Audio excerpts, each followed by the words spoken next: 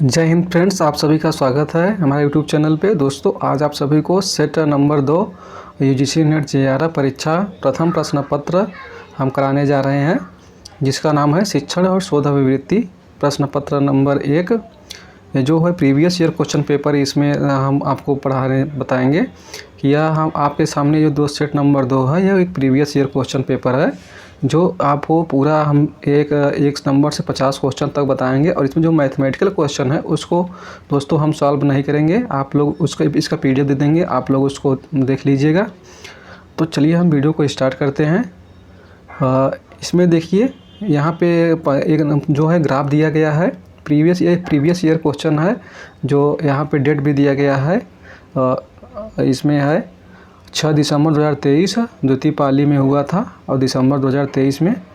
तो आगे यहाँ पे देखिए, जो टॉपिक वाइज जो 10 टॉपिक है उसका जो है कितने क्वेश्चन किस टॉपिक से पूछे गए हैं, यहाँ पे देखिए बताया गया है कि जैसे जो है यहाँ पे शिक्षण अभिवृत्ति है, तो शिक्षण अभिवृत्ति का जो है 6 क्वेश्चन पूछा गया था प्रीवियस ईयर में।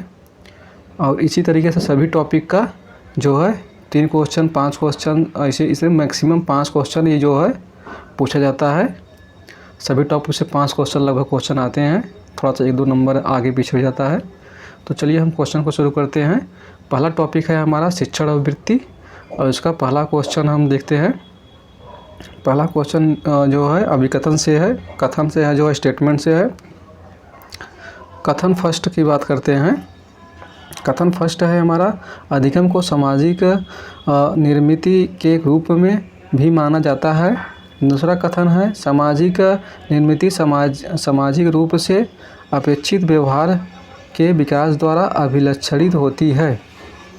उपरोक्त कथनों के आलोक में नीचे दिए गए विकल्पों में से सही उत्तर का चयन कीजिए। तो यहाँ पे देखिए, यहाँ पे विकल्प दिया गया है, कथन फर्स्ट और कथन सेकंड दोनों सही हैं, या फिर कथन फर्स्ट और कथन सेकंड दोनों गलत हैं, और कथन फर्स्ट सही है अथवा कथन फर्स्ट सही है लेकिन कथन सेकंड गलत है, कथन फर्स्ट गलत है लेकिन कथन सेकंड सही है। तो इसमें हमारा हो जाएगा पहला जो कथन है वो जो है सही है। इसमें कथन फर्स्ट हमारा सही है, कथन 1 और कथन 2 सही हैं। और इसमें देखिए विस्तार से आपको व्याख्या भी किया गया है, जो है इसमें हम पढ़ते हैं, आपको बताते हैं। जैसे अधिगम को सामाजिक निर्मिति के रूप में भी जाना जाता है। अधिगम अनुभव अभ्यास के जरिए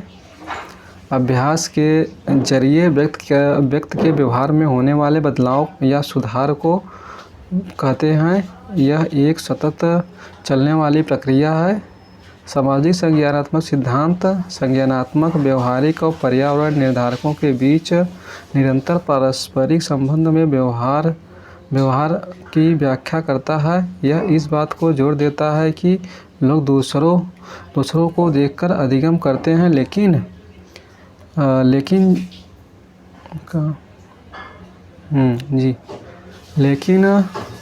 अनुभवों के वांछनीय परिणामों को तीनों में वर्गीकृत किया गया है। इसी को बांडुरा के अनुकरण द्वारा व्यवहार में रूपांतर के सिद्धांत भी कहते हैं। अब आगे हम चलते हैं नेक्स्ट क्वेश्चन नंबर 2 है हमारा। क्वेश्चन नंबर 2 है हमारा यहाँ पे। क्वेश्चन नंबर 2 यहाँ ध्यान से देखिएगा आप लोग। क्वेश्चन नंबर 2 है, सत्ता मीमांसीय अवस्थिति को निश्चय पूर्वक यह कहती है कि सामाजिक परिघटनाएं और उनके अर्थ निरंतर सामाजिक कार्यकर्ताओं द्वारा किए जा रहे हैं। निम्न में से किसकी ओर संकेत करती है? तो पहला ऑप्शन है वस्तुनिष्ठता, दूसरा है संरचनात्मकतावाद, और तीसरा है व्याख्यात्मकतावाद, चौथा प्रत्यक्षवाद। तो यहाँ पे क्वेश्चन नंबर 2 संरचनात्मकवाद इसका सही आंसर हो जाएगा। इसकी व्याख्या है, संरचनात्मकवाद की संकेत करती है। संरचनात्मकवाद को रचना के नाम से भी जाना जाता है। संरचनात्मकतावाद में यह विश्वास है कि सीखना पूर्व अनुभव, विश्वास और व्यक्तिगत क्षमता से प्रेरित एक सामाजिक प्रक्रिया है।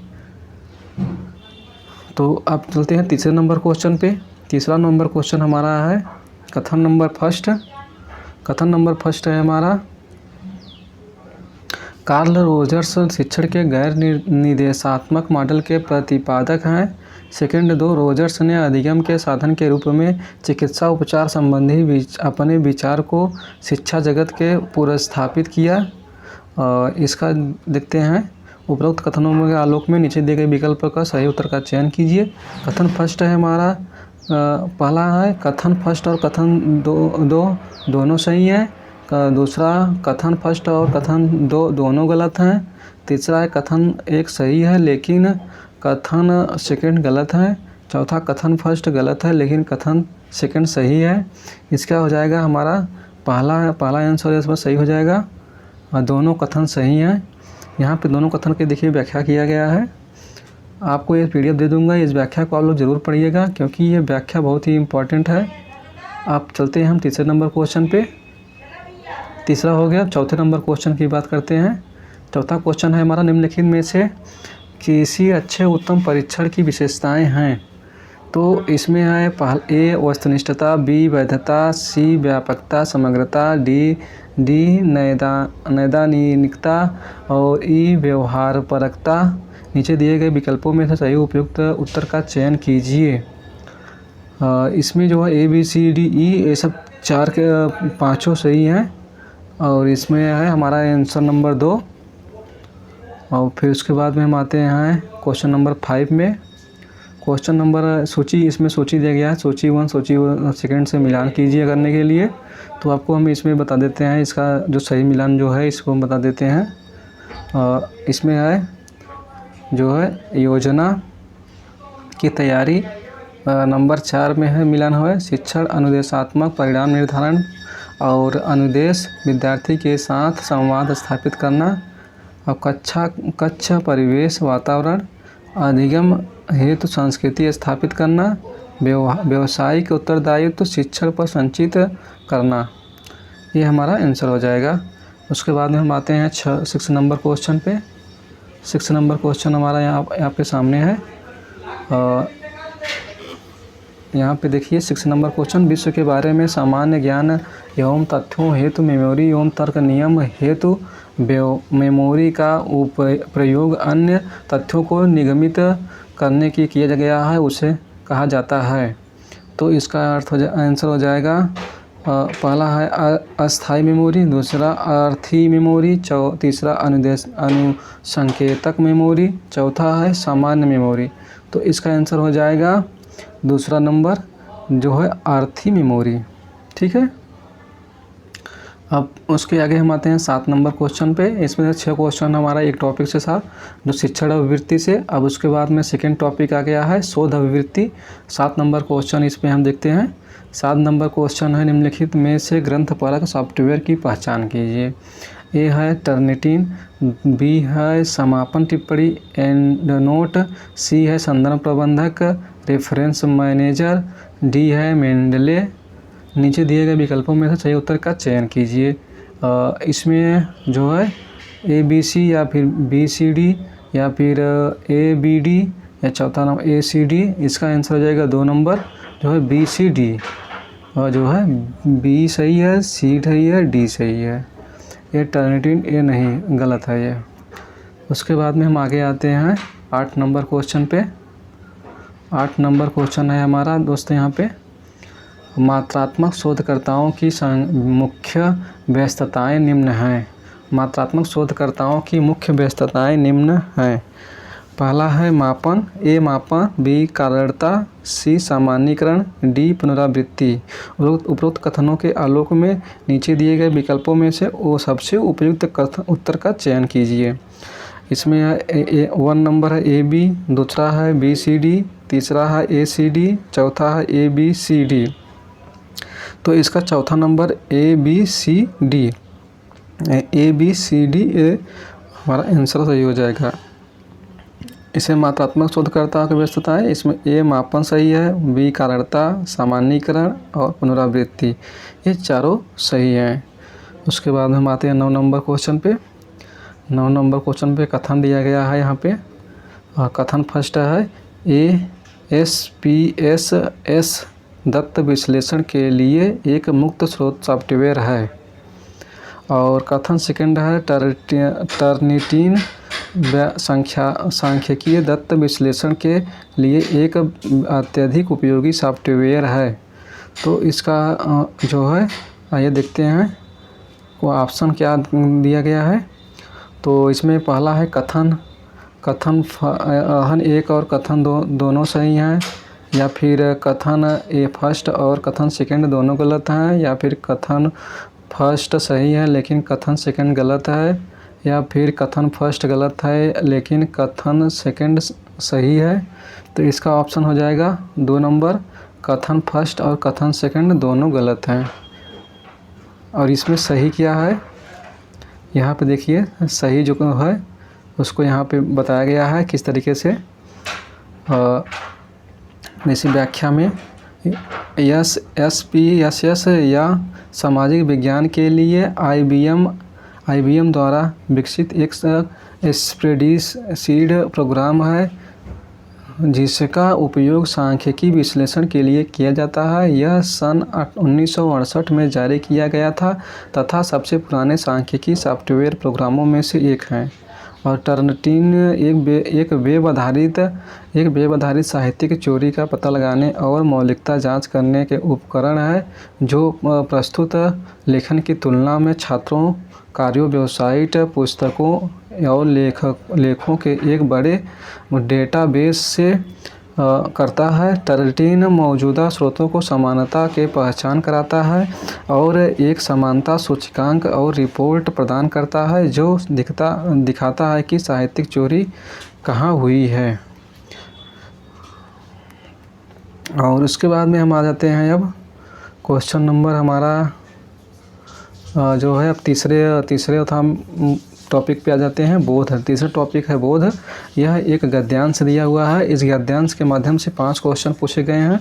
तो इसको आप लोग पढ़ने के बाद आप आराम से आप उस गद्यांश के जो आंसर है क्वेश्चन है उसको आप हल कर सकते हैं। तो इसको मैं छोड़ दे रहा हूँ, आप लोग इसको कर लीजिएगा।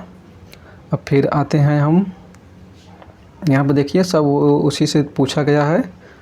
अब जो है क्वेश्चन नंबर हम 14 पे देखिए, इसमें भी मूंगा चट्टान के क्वेश्चन पूछा है। अब संप्रेषण पे आते हैं। संप्रेषण हमारा 15 नंबर क्वेश्चन है। इसमें है संप्रेषण में निम्नलिखित में से किसकी पहचान संचार के गैर शाब्दिक प्रथाओं के रूप में की गई है। ए है भाषणों की नकल करना, बी है स्वरागत, सी है मन स्थिति पोस्चर या फिर चाल, या फिर ई है पोशाक। तो इसका आंसर देखिए यहाँ पे क्वेश्चन आंसर में ऑप्शन में जो है ए नंबर है ABC, बी केवल BCD, या फिर तीसरे में है CDE या फिर ADE। तो इसका आंसर हो जाएगा 3 नंबर जो है, तीसरा नंबर हो जाएगा CDE, C, D और E। उसके आगे चलते हैं अब हम नेक्स्ट क्वेश्चन पे। क्वेश्चन नंबर 16 में पूछा गया है दूसरे व्यक्ति के गैर शाब्दिक व्यवहार की नकल करने से में सहायता मिलती है। तो इसमें है प्रतिरोध करने, या फिर प्रतिबंधित कर लगाने, या फिर प्रतिगम करने, या अनुपालन करने। तो इसका आंसर देखते हैं। इसका आंसर हमारा जो है व्याख्या 4 में है। इसका 4 नंबर है दोस्तों, अनुपालन करने में। अब आते हैं हमको नेक्स्ट क्वेश्चन पे। नेक्स्ट क्वेश्चन हमारा यहाँ पे देखिए 17 नंबर क्वेश्चन है। यहाँ पे देखिए का जो है 17 नंबर क्वेश्चन में कथन फर्स्ट है। कथन फर्स्ट में संचार एवं प्रतीकात्मक प्रक्रिया है और इसलिए यह ऐच्छिक और परंपरागत दोनों प्रकार के प्रतीकों पर निर्भर करती है। कथन 2 नंबर है। यहाँ पे देखिएगा कथन नंबर 2 है। कथन नंबर 2 है हमारा यहाँ पे संचार के लिए किसी वस्तु या विस्तार के प्रतिनिधित्व करने हेतु भिन्न भिन्न प्रतीकों का चयन नहीं किया जा सकता। तो यहाँ पे इसका देखिए ऑप्शन दिया गया है 4, इसमें है तीसरा कथन फर्स्ट सत्य है लेकिन कथन सेकंड असत्य है। इसका ये आंसर हो जाएगा। उसके आगे हम आते हैं क्वेश्चन नंबर 18 के। संचार के शैनन और वीवर मॉडल के निम्नलिखित में से कौन कौन से लक्षण हैं। तो यहाँ पे देखिए जो है कौन कौन से लक्षण हैं। तो पहला है ए नंबर है रेखीय, जो है रेखीय है, यह रेखीय है। बी है ऑप्शन, बी ऑप्शन है इसमें सूचना के संचरण के फोकस किया गया है। सी है इसका संबंध संदेशों में से एक स्थान से दूसरे स्थान पर पुनः प्रस्तुत करने से है। यह संचार में मेटा मॉडल प्रस्तुत करता है। प्रतिपुष्टि का एक घटक वृत्ति है। इसमें 4 ऑप्शन दिए गए हैं। चारों ऑप्शन को हम देखते हैं। यहाँ पे देखिए दोस्तों, ए बी सी और दूसरा ऑप्शन है बी सी डी, तीसरा ऑप्शन है सी डी ई, चौथा ऑप्शन है ए डी ई। तो इसमें हमारा हो जाएगा answer number 1 A B C. तो इसमें ए बी सी, ए यह रेखीय है, बी इसमें सूचना संचारण के फोकस का किया गया है, सी इसका संबंध संदेशों को एक स्थान से दूसरे स्थान पर पुनः प्रस्तुत से है। अब आगे आते हैं हम नेक्स्ट क्वेश्चन पे। नेक्स्ट क्वेश्चन हमारा है 19 नंबर। 19 नंबर क्वेश्चन में है बौद्ध धर्म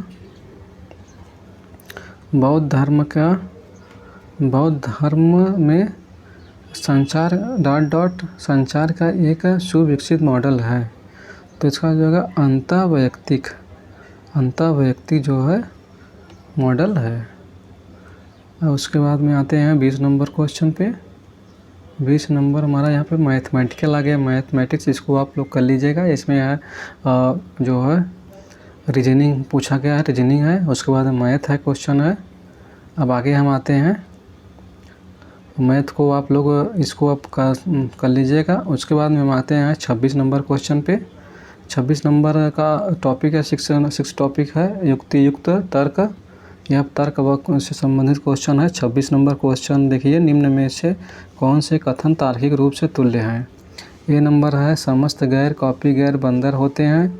दूसरा है कोई भी कॉपी गैर बंदर नहीं होता है। तीसरा है कोई भी बंदर गैर कपि नहीं होता है। चौथा है समस्त बंदर कपि होते हैं। तो ये इसका देखिए यहाँ पे ऑप्शन दिया गया है। ऑप्शन ए फर्स्ट पहला नंबर है ए सी डी, दूसरा है बी डी, तीसरा है ए बी सी, चौथा है बी सी। इसमें एक नंबर हो जाएगा बी सी डी सही है। जो है बी सी ए सी डी जो है सही है। ए सी डी सही है, ए सी डी। उसके बाद हम आते हैं 27 नंबर क्वेश्चन पे।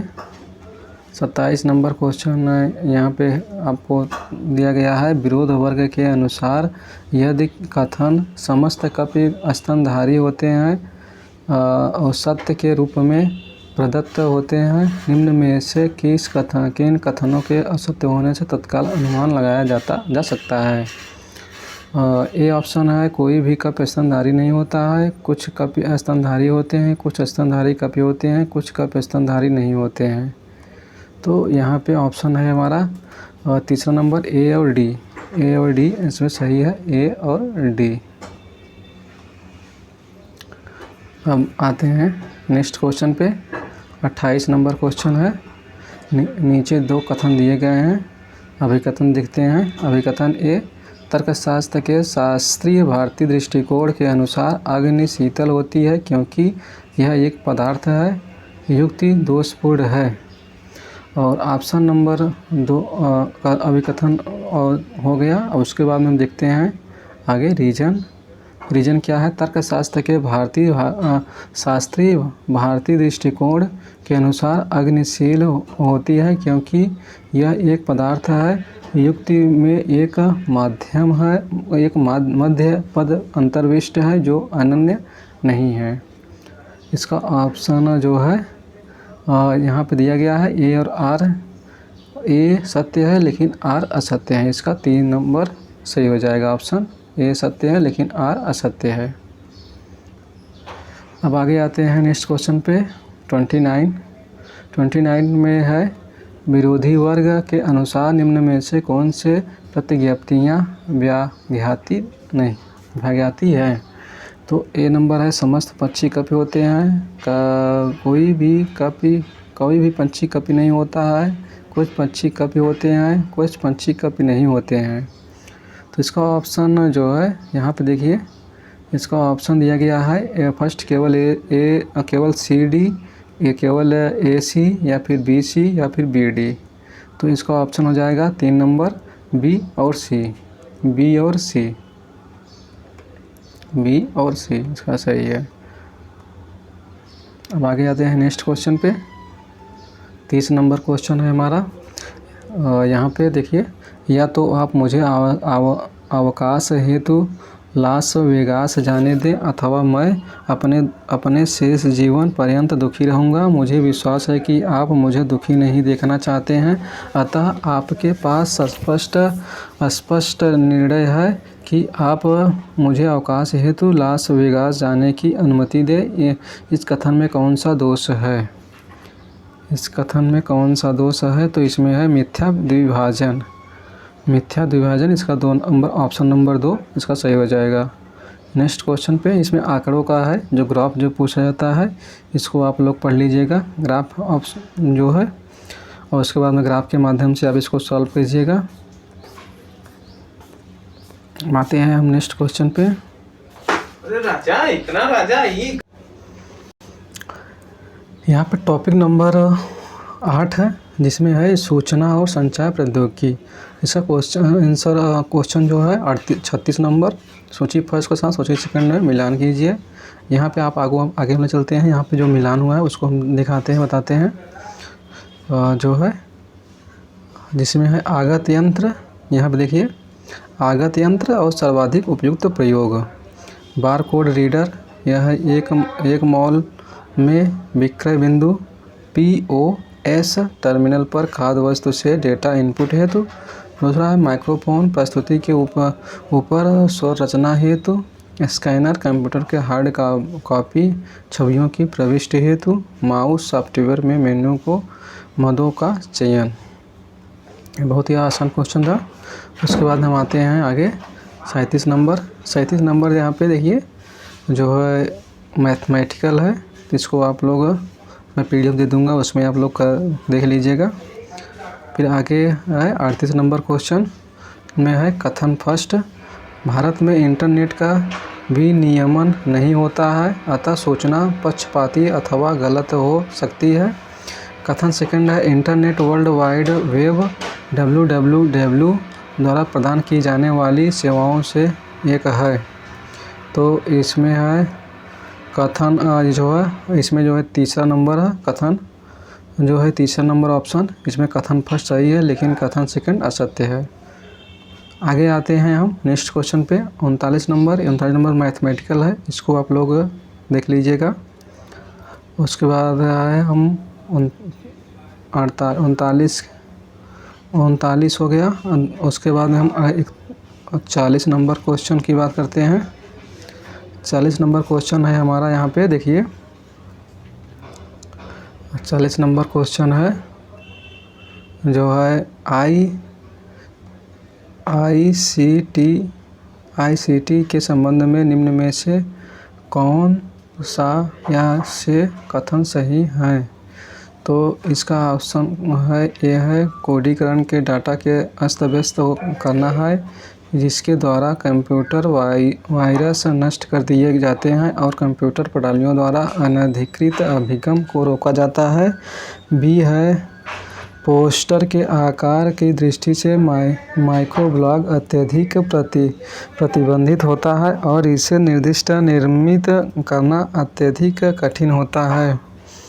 और तीसरा है सी ऑप्शन है, यहाँ पे सी है डेटा प्रेषण के लिए LAN हमेशा बेतार प्रौद्योगिकी के प्रयोग करता है। और इसका ऑप्शन हो जाएगा केवल बी, जो है इसका आंसर हो जाएगा केवल बी। उसके आगे हम क्वेश्चन आते हैं 41 नंबर। यहाँ पर 9वां टॉपिक पे हम पहुँच चुके हैं दोस्तों। 9वां टॉपिक है हमारा यहाँ पे लोग विकास और पर्यावरण। इसका 41 नंबर क्वेश्चन देखते हैं और इसका है सहस्त्राब्दी मिलेनियम विकास लक्ष्यों को MDG के बारे में निम्नलिखित में से कौन से सही हैं। ऑप्शन ए है MDG के 8 लक्ष्य हैं। ऑप्शन बी है MDG के 40 लक्ष्यांक टारगेट्स हैं और सी है MDG के 2015 तक प्राप्त किया गया है और डी है MDG सतत लक्ष्यों के विकास लक्ष्यों के उत्तरवर्ती थे। इसका ऑप्शन देखते हैं। इसको ऑप्शन में है, पहला ऑप्शन है ABC, दूसरा है AC, तीसरा है BD, चौथा है BCD। तो आगे देखते हैं हमारा आंसर यहाँ पे हो जाएगा 2 नंबर और जो है केवल A और C है ऑप्शन यहाँ पे A और C। ठीक है, आगे आते हैं 42 नंबर क्वेश्चन पे। 42 नंबर क्वेश्चन है कथन फर्स्ट। मॉन्ट्रियल प्रोटोकॉल के अंतर्गत विकसित और विकासशील देशों के लिए ओजोन अक्षीय पदार्थों ODS को समाप्त करने की समय सूची समान है। कथन सेकंड है मॉन्ट्रियल प्रोटोकॉल के अंतर्गत विकासशील देशों के अनुच्छेद 5 देश के रूप में संदर्भित किया गया है। और आगे आते हैं ऑप्शन में देखते हैं। यहाँ पे है चौथा ऑप्शन सही है, जो है चौथा ऑप्शन में कथन गलत है लेकिन कथन सेकंड सही है। और इसको हम व्याख्या के रूप में यहाँ देखकर नीचे दिया गया है। इसको मैं आपको PDF में दे दूँगा, इसको पढ़ लीजिएगा एक बार अच्छे तरीके से। अब आते हैं हम जो है 43 नंबर क्वेश्चन पे। 43 नंबर क्वेश्चन हमारा है निम्नलिखित में से कौन सा प्रदूषक नील शिशु रोग के लिए उत्तरदायी है। तो यहाँ पे हो जाएगा तीसरा ऑप्शन नाइट्रेट्स ही इसका उत्तरदायी है। और इसको नाइट्रेट्स के बारे में यहाँ पर देखिए, यहाँ पर व्याख्या रूप में दिया है प्रदूषक नाइट्रेट्स नील शिशु रोग से लिए उत्तरदायी है।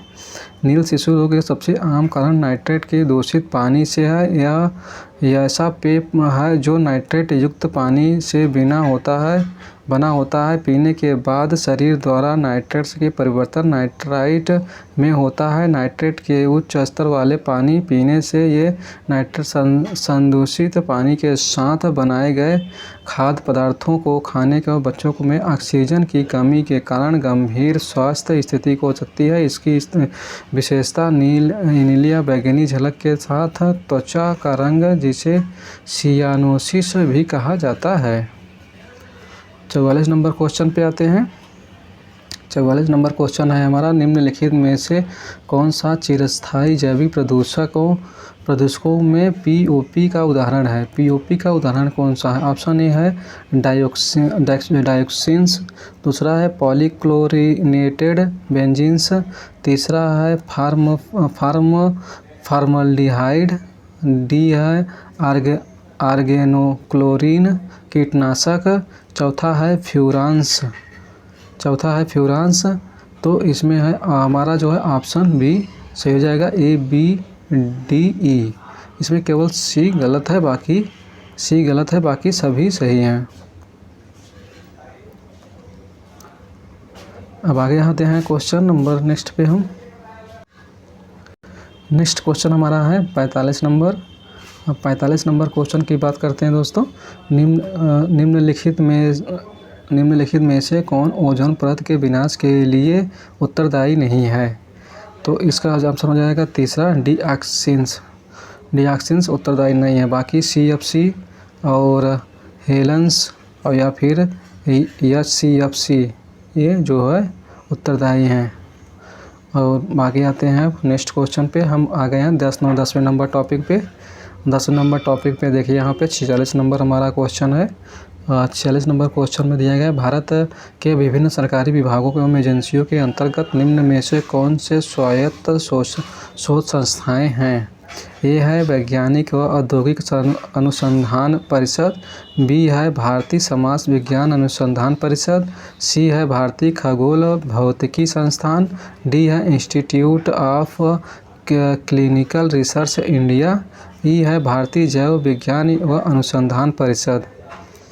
और जो है उसके इसमें देखिए यहाँ पे है ऑप्शन नंबर 1 में है ABC और दूसरा है BCD, चौथा है CDE या फिर ADE।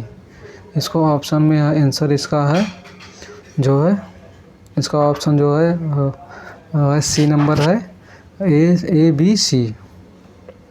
आगे आते हैं क्वेश्चन नंबर 47 में।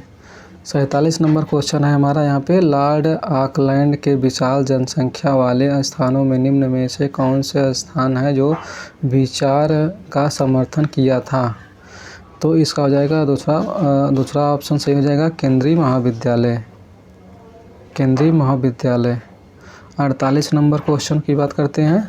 48 नंबर कथन फर्स्ट में दिया गया है 2016 के NEP प्रतिवेदन के अनुसार राष्ट्रीय प्रत्यायन बोर्ड को अनिवार्य रूप से प्रत्यायन की सूची में शामिल किया गया है। निरीक्षण मानक नियतन के इस उद्देश्य हेतु दिशा निर्देशों के परिभाषित करना है। अब कथन सेकंड में है जो है गैर सरकारी एजेंसियों को लाभ, निरपेक्ष एजेंसियों की वरीयता और को अनुज्ञापित दे सकता है। यह अकादमिक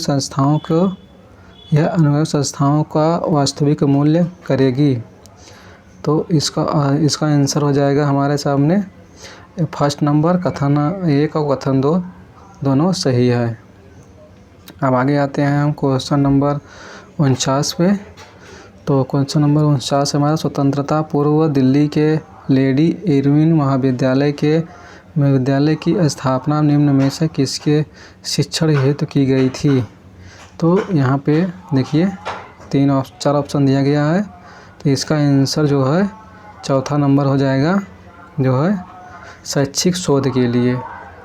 यहाँ पे विस्तार से बताया गया है शैक्षिक शोध के लिए किस तरीके से स्थापना की गई। स्वतंत्रता पूर्व दिल्ली में लेडी इरविन महाविद्यालय की स्थापना शैक्षिक शोध के शिक्षण हेतु की गई थी। 1932 में दिल्ली में स्थापित लेडी इरविन कॉलेज भारत का पहला महिला कॉलेज था। इस कॉलेज में उद्देश्य स्कूलों और कॉलेजों के लिए महिला शिक्षकों को तैयार करना था। इसके अलावा यह मनोविज्ञान, समाजशास्त्र और गृह विज्ञान जैसे विषयों की पढ़ाई कराई जाती थी। इसके संस्थापक सदस्यों में सरोजिनी नायडू, अमृत कौर, कमला देवी चट्टोपाध्याय जैसे कुछ नामित नाम शामिल हैं। उसके बाद 50 नंबर क्वेश्चन पे आते हैं दोस्तों। 50 नंबर क्वेश्चन है हमारा, विक्रमशिला विश्वविद्यालय निम्न में से किसका सुविख्यात केंद्र था। तो इसका ऑप्शन हो जाएगा तीसरा सी, तांत्रिक बौद्ध दर्शन के लिए। इसको विस्तार में यहाँ पे व्याख्या किया गया है। इसको मैं आपको पढ़ के सुनाता हूँ। जो है विक्रमशिला विश्वविद्यालय तांत्रिक बौद्ध दर्शन के लिए सुविख्यात था। और उसके बाद में आगे आते हैं और जो है विक्रमशिला विश्वविद्यालय बौद्ध धर्म की वज्रयान शाखा का प्रमुख केंद्र था। तिब्बती इतिहासकार तारानाथ मिन्हाज उस सिराज की कृति तबकात-ए-नासिरी आर्कियोलॉजी सर्वे रिपोर्ट में तथा अन्य द्वितीय स्रोतों के विवरणों से ज्ञात होता है कि विक्रमशिला विश्वविद्यालय की स्थापना पाल वंश के राजा धर्मपाल के 8वीं शताब्दी के अंत या 9वीं शताब्दी के शुरुआत में की थी। यह विश्वविद्यालय करीब 4 सदियों तक बना रहा और 13वीं शताब्दी की शुरुआत में नष्ट हो गया। यह शिक्षण के माध्यम से संस्कृत भाषा थी। पाठ्य विषय मुख्यतः व्याकरण, तर्कशास्त्र, वेद, उपनिषद तथा दर्शन शास्त्र थे। उसके बाद में आगे देखते हैं। आगे है विक्रमशिला के उत्तर भारत में तांत्रिक बौद्ध धर्म का गढ़ माना जाता था। यहाँ के आचार्यों के अनेक उच्च कोटि के तांत्रिक थे। विक्रमशिला का पाठ्यक्रम जितना व्यवस्थित था उतना अन्य किसी भारतीय विद्यापीठ का नहीं था। ये रहा हमारा दूसरा सेट नंबर, दूसरा प्रीवियस ईयर का एक पेपर नंबर 1 नेट JRF का। तो आप लोगों को अच्छा लगा हो तो वीडियो को लाइक कीजिएगा दोस्तों। आज तरीके से हम इसके बहुत सारे जो प्रीवियस ईयर क्वेश्चन पेपर कराए गए हैं उसको मैं सॉल्व कराऊंगा। अगर अच्छा लगा हो तो लाइक कीजिए दोस्तों और शेयर कीजिएगा। आज के लिए बस इतना ही। जय हिंद, जय भारत।